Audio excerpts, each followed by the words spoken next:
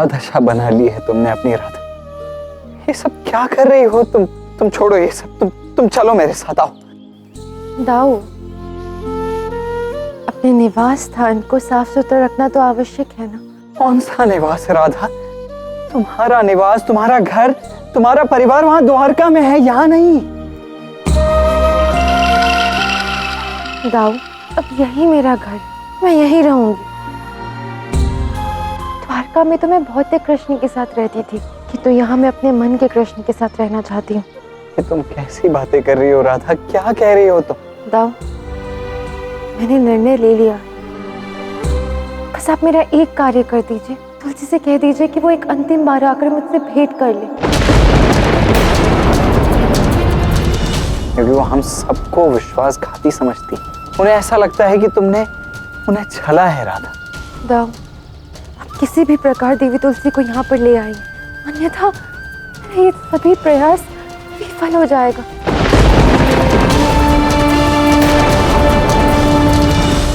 तो अब ज्ञात होगा कि राधा की वास्तविक योजना है क्या।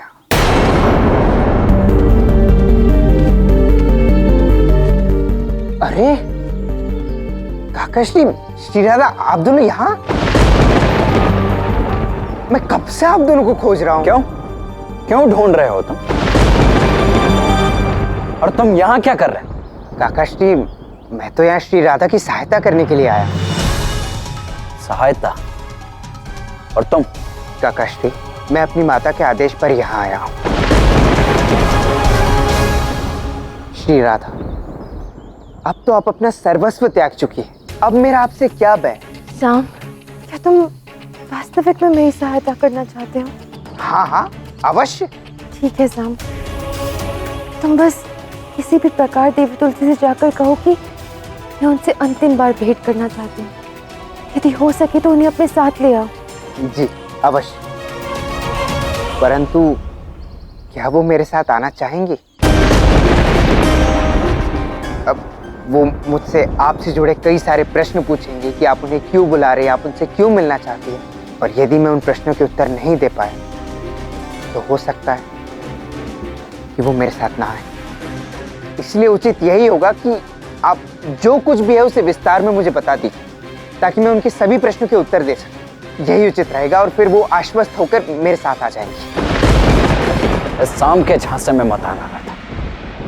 इसे किसी भी विषय में कुछ भी बताना उचित नहीं है। वैसे भी पूर्व में ये कई बार हम सबको ठग चुका है। दाऊ, शाम उचित तो कह रहा है, बिना किसी कारण के तुलसी यहाँ क्यों आएगी? शाम, तुम एक कार्य करो, तुलसी से जाके कहो कि मुझे उनसे एक बहुत ही महत्वपूर्ण बात करनी है। मुझे पूर्ण विश्वास है वो बात सुनने के पश्चात वो अवश्य ही कृष्ण को मुझे पुनः लौटा देंगे। जाओ शाम। श्री राधा, कृपया कर वो रहस्य मुझे बता दीजिए, ताकि मैं उन्हें स्वयं ही वो जाकर बता दूं। अब यदि मैंने वो रहस्य नहीं बताया तो हो सकता है कि वो आपसे भेंट करने का मेरा आग्रह ठुकरा दे। यदि देवी तुलसी मुझसे भेंट करने का आग्रह ठुकरा दे तो उन्हें स्मरण करवाना शाम कि उन्होंने भी किसी से प्रेम किया है और किसी और के हृदय को अवश्य समझेंगी। वो मेरी सहायता के लिए अवश्य आएंगी। यदि वो क्रोध में भी अवश्य हो और वो प्रेम को अवश्य समझेंगे। बस इतना कर दो मेरे लिए। हाँ हाँ, वो तो मैं कह ही दूंगा, किंतु यदि आप वो वास्तविक बात मुझे बता देती तो उन्हें यहाँ लाना सरल हो जाता। ठीक है श्री राधा, अब मैं प्रस्थान करता हूँ, जैसे आपकी आज्ञा।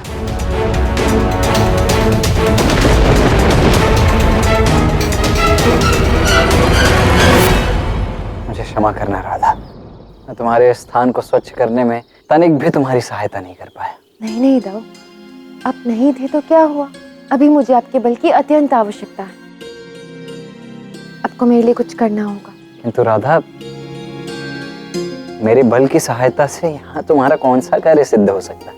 दाऊ, मुझे एक विशाल शिला की आवश्यकता है, क्या आप मेरे लिए ला सकते हैं? विशाल शिला?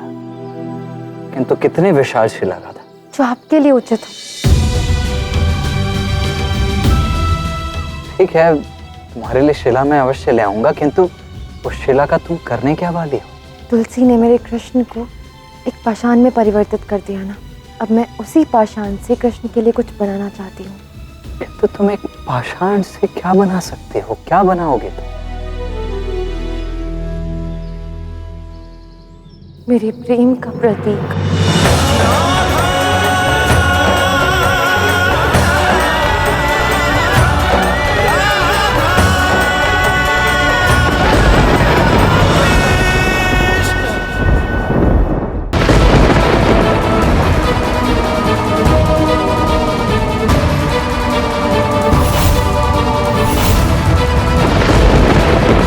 महारानी, वासुदेव श्री कृष्ण के पुत्र सांब से भेंट करने के इच्छुक हैं।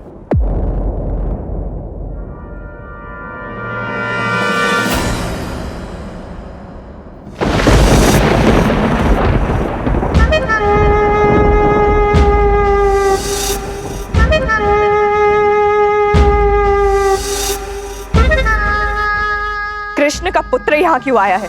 क्या उसके परिजनों को भी मुझसे श्रापित होना है? अरे नहीं नहीं देवी तुलसी, मैं तो बस यहाँ आपकी सहायता करने के लिए आया हूँ। शाम का प्रणाम स्वीकार करें। तुम मेरी क्या सहायता करोगे?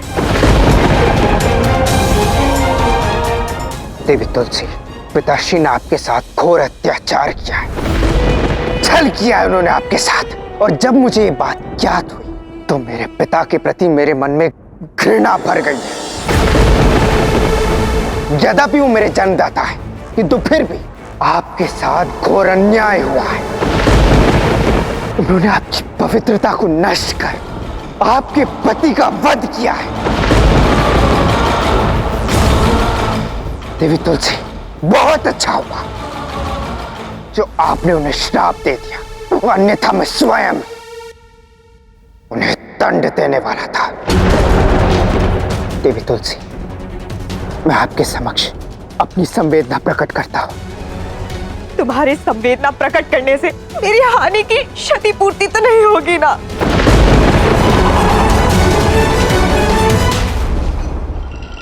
कई बार हानि ऐसी होती है देवी तुलसी, जिसे ठीक नहीं किया जा सकता। परंतु हाँ, आपने पिताश्री को जो दंड दिया है, मैं तो चाहता हूं कि वो उसे भुगते। देवी तुलसी, मैं चाहता हूं कि आपके साथ न्याय हो।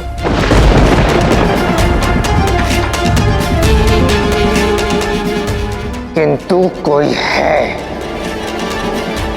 जो ऐसा नहीं चाहती, और वो है राधा।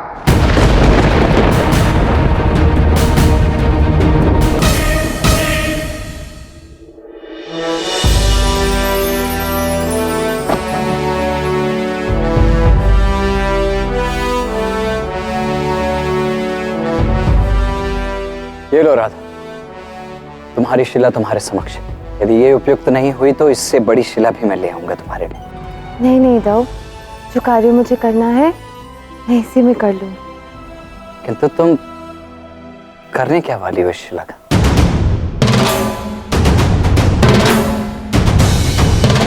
अभी आप नहीं समझेंगे दाऊ।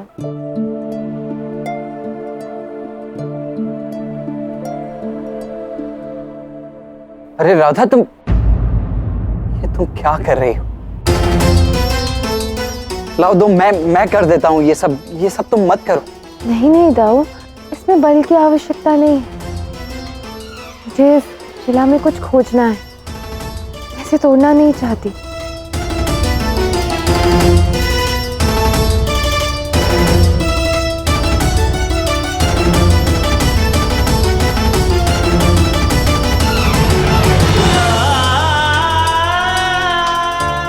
क्यों स्वयं को इतने कष्ट दे रही हो राधा?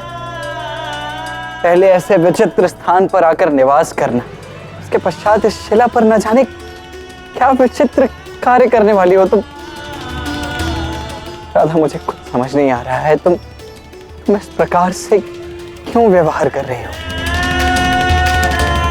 क्या दशा बना ली है तुमने अपनी?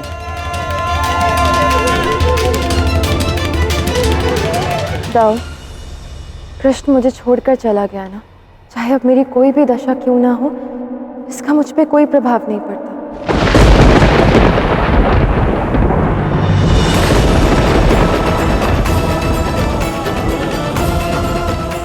तुमने अपने कृष्ण को पाषाण में खोते हुए देखा, तो पाषाण में ही उसे ढूंढ रही हो तुम राधा। परंतु क्या अपने इन सुकोमल हाथों के स्पर्श से तुम पाषाण में भी प्रेम ढूंढ पाओगे? क्या तुम्हें विश्वास है राधा कि तुम मुझे ढूंढ सकती हो?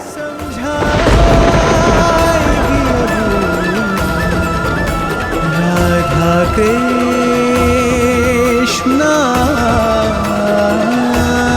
की